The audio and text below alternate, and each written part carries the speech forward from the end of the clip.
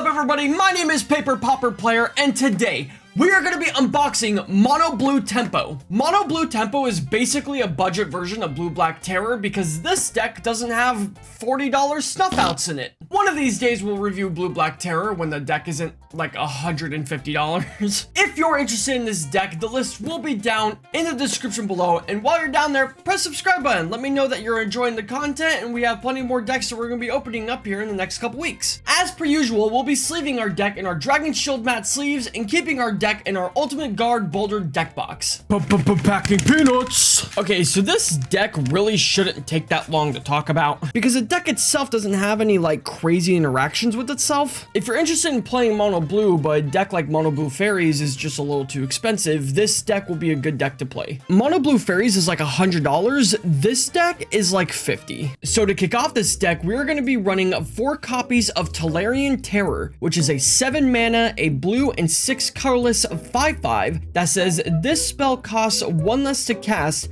for each instant and sorcery card in your graveyard. And then Tolarian Terror has Ward 2, which means whenever this card becomes a target of a spell or ability an opponent controls, counter it unless that opponent pays 2 extra mana. This card and Gurmag Angler have been rampaging Pauper recently because it's super easy to get them out on like turn 3, and having a 5/5 on turn 3 is really good, especially with Tolarian Terror because that Ward 2 is insanely hard to deal with. It's not unheard of when you have decks like burn decks that will double lightning bolt a big creature to try to get rid of it, but with Tolarian Terror, if your opponent wanted to double lightning bolt this, it would cost them 6 mana to do that. Now Ward 2 doesn't affect cards like Diabolic Edict because that's targeting you as a player to sacrifice a creature. It's not targeting Tolarian Terror directly. Additionally, Ward 2 is only active when Tolarian Terror is actually a permanent on the battlefield. If you are casting Tolarian Terror from your hand, your opponent can still counterspell it for 2 mana because Tolarian Terror is not a permanent yet. So with that being said, this card is extremely hard to kill, and it's super easy to get out early because we're playing some draw spells that put cards in our graveyard. So next up, we have 4 copies of Delver of Secrets, which is a 1 blue mana 1/1 creature that says at the beginning of your upkeep, look at the top card of your library. You may reveal that card if it's an instant or sorcery, and if it is, you can transform it into Insectile Aberration, which is a 3/2 with flying. Now, Delver of Secrets and Insectile Aberration are the same creature, so when you flip Delver of Secrets on your turn, Insectile Aberration will not have summoning sickness, so you can attack with it right away. The unfortunate part about Insectile Aberration and other flip cards is that if it ever leaves the battlefield, like if it's ever flickered or bounced to your hand or sent to the graveyard, it has to flip back into its original form. With that being said, we have a lot of cards in our deck that are actually able to manipulate what's on top of our library, so we should be able to flip Delver of Secrets pretty easily. For example, we have cards like Brainstorm, which is a 1 blue mana instant, draw 3 cards, then put 2 cards from your hand on top of your library in any order. Here's why Brainstorm is extremely good in this deck. So let's say you play Delver of Secrets on your very first turn. When you go to your second turn, you get to untap your island during your untap step, and then it's the beginning of your upkeep in which Delver of Secrets ability will go on the stack. Now, because his ability goes on the stack, you can tap your island and respond to it with Brainstorm because Brainstorm is an instant speed spell. The reason why you do this is to guarantee that Delver of Secrets flips on your second turn. Brainstorm resolves, you put an instant or sorcery on the top of your library, and then when Delver of Secrets ability goes off, you reveal that instant or sorcery, and then he gets to flip into Insectile Aberration, and then you just get to attack with your 3/2 on your second turn. Brainstorm makes sure that your Delver of Secrets flips as fast as possible, which is why we're playing 4 copies of it. So next up, we have 4 copies of Spire Golem, which is a 6 mana 2/4 artifact creature with flying and affinity for islands. What affinity for islands means is that this card will cost 1 less mana to cast for each island you control. You can't play him on your second turn because 2 islands means he costs 4 mana and you only have 2 mana on the field, but on your third turn you have 3 islands, meaning he only costs 3 mana, so you can tap those 3 islands and play him. What this also means is that on your 6th turn, when you play your 6th island, you can play all 4 copies on that same turn for completely free. Now, a 2/4 creature with flying for 3 mana is okay, but a 2/4 creature with flying for 0 mana is fantastic. Next up, we have 4 copies of the Modern Age, which is an enchantment saga that costs 2 mana, a blue and a colorless. Sagas are enchantments that have abilities that activate every time they get a lore counter. So when you play the Modern Age, it gets its first lore counter, which allows you to draw a card and then discard a card. On your second turn, after your draw step, but before your main phase, it'll get a second lore counter, and in this case, it just once again draws a card, then discards a card. On your second turn, after your draw step, but before your main phase, it will get a second lore counter. And in this instance, this ability just reactivates, which is draw a card, then discard a card. And then on your third turn, once again, after your draw step, but before your main phase, it will get its third lore counter. In this instance, it says exile the saga, then return to the battlefield under your control.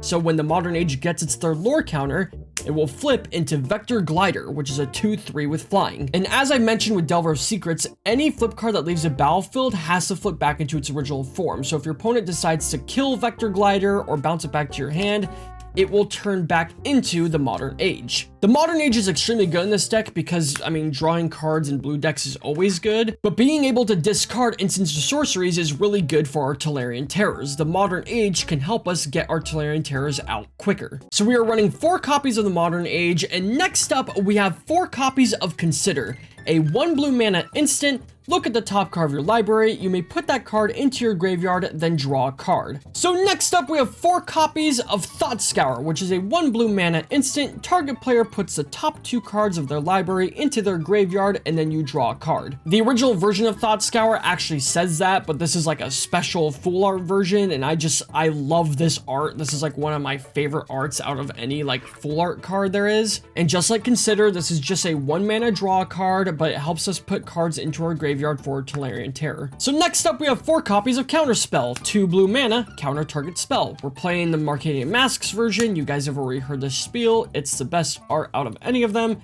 And yeah, this card just counters target spell. We're playing mono blue. That's what we do. Next up we have 2 copies of Spell Pierce, which is a 1 blue mana instant that says counter target non-creature spell unless its controller pays 2 mana. Next up, we have 1 copy of Echoing Truth, which is a 2 mana, a blue and a colorless instant that says return target non-land permanent and all other permanents with the same name as that permanent to their owner's hand. Let's say your opponent's an asshole and they keep using Journey to Nowhere on your Tolarian Terrors. If you use Echoing Truth on one of their Journey to Nowheres, all of their Journey to Nowheres leave the battlefield back into their hand, and all of your Tolarian Terrors are now back on the field.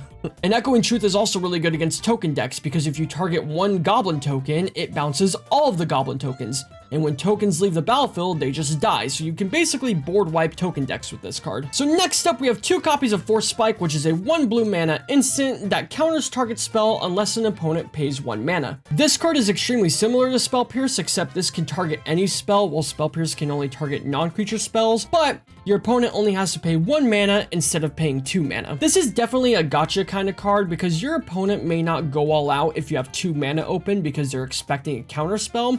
But if you only have 1 mana open, they may tap out to play all of their stuff, and you can Force Spike their last combo piece or whatever it is. So next up, we have 4 copies of Deep Analysis, which is a 4 mana blue and 3 colorless sorcery that says target player draws 2 cards. And then it also has Flashback, where if you pay 3 life and 2 mana, a blue and a colorless, you can cast this from your graveyard and then exile it afterwards. It's a 4 mana draw 2 cards. It's not inherently crazy. In the late game, it's pretty good because you'll have the mana to support it. But what's good about this card is its cheap Flashback cost. This is a card that we can easily pitch into our graveyard for our Tolarian Terror, but we can still cast it and play it. It feels bad when you're playing a card like the Modern Age and you don't have any cards you want to discard. Deep Analysis helps out that issue. And finally, we have 1 copy of Shore Up, which is a 1 blue mana instant. Target creature you control gets +1/+1 and gains hexproof until end turn. Untap it. This card is a hilarious combat trick because let's say you want to attack with your Tolarian Terror and your opponent actually manages to cough up the mana to try to kill Tolarian Terror with like a cast down or something. They spend 4 mana to try to kill your Tolarian Terror, and then you cast Shore Up, meaning that now your Tolarian Terror has hexproof, so it won't die to the cast down. It's now going to do 6 damage because it gets +1/+1, and you get to untap it, meaning you get to block your opponent's creature on their next turn. And finally, we are running 18 islands in this deck. I decided to go with this art from Dominaria because it has a Tolarian Academy in the background, and Tolarian Terror is attacking the Tolarian Academy, so I just thought they looked cool together. Okay, so let's go ahead and get into the sideboard. You guys have seen it before. We are starting off with a few copies of Hydroblast, a 1 blue mana instant, counter target spell if it's red, and destroy target permanent if it's blue. We are running 2 copies of these. And then 4 copies of Blue Elemental Blast, another blue mana instant that says counter target red spell, destroy target red permanent. Next up, we have 4 copies of Spreading Seas, which is an enchantment for 2 mana, a blue and a colorless, enchant a land. When Spreading Seas enters a battlefield, draw a card, and the enchanted land is an island. A bit of a funky card, but the reason why we're playing it is because of the prominence of decks like Kogate and Tron. This card basically shuts down decks that depend on special lands. Next up, we have 2 copies of Curfew, which is a 1 blue mana instant. Each player chooses a creature he or she controls and returns it to their hands. It's just a different kind of bounce effect. Let's say your opponent is playing a deck like Boggles and you can't target their Boggle because it has hexproof. This will force your opponent to bounce it to your hand, but the benefit that we get from it is that we can bounce our Vector Gliders so that we can replay the Modern Age to keep drawing cards and putting more cards in our graveyards for Tolarian Terrors. And then finally, we are playing 3 copies of Annul, which is a 1 blue mana instant, counter target artifact or enchantment spell. This is our answer for decks like Boggles and Affinity. So that is going to be Mono Blue Tempo for Pauper. I really like this deck because it's pretty different from Mono Blue Faeries. You would think both being blue decks are, you know, based around countering and whatnot, that they'd be pretty similar, and they're really not. They're actually pretty different decks. And I also just like this deck because I can easily upgrade this to Blue-Black Terror once I get the money for that. But if you enjoyed this list, like I said, it will be down in the description below. If you enjoyed this content, press subscribe button. The playlist for all my other deck techs will be down there as well. Thank you guys so much for watching, and we will see you in the next one.